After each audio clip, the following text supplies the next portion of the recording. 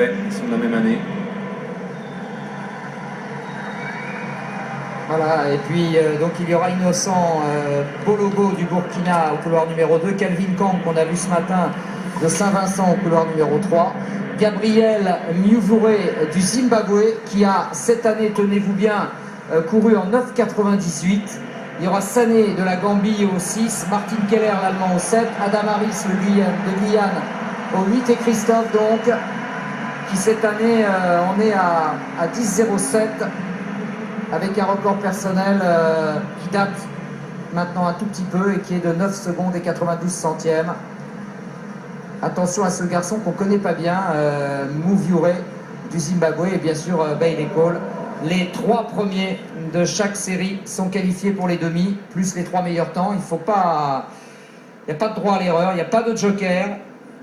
Il faut être tout de suite au maximum. Sachez bien sûr que les conditions météo sont très favorables pour les sprinteurs puisque le temps est assez lourd, qu'il fait chaud et c'est toujours un avantage pour les sprints.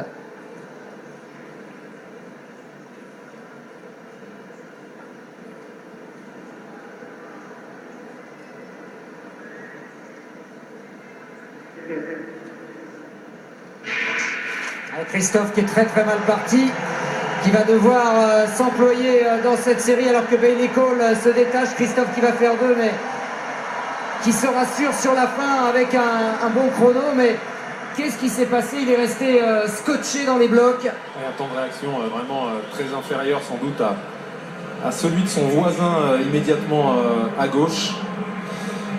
La fin de course est pas mal, elle est nécessaire en tout cas parce que vu le départ. Mais ça ne va pas le rassurer parce qu'une fois de plus, tout n'est pas mis bout à bout.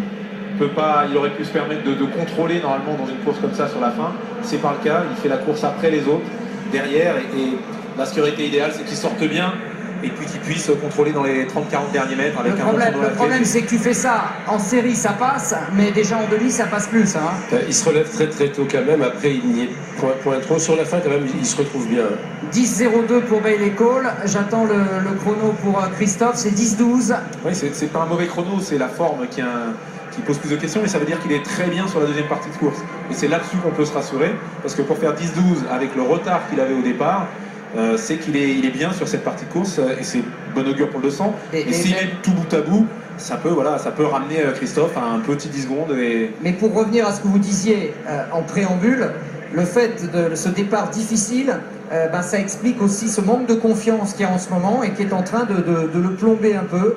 Et donc il va falloir... Il y a une fragilité technique. Donc il ne sait pas à quelle sauce il va être mangé à chaque fois. Alors sur 100 mètres,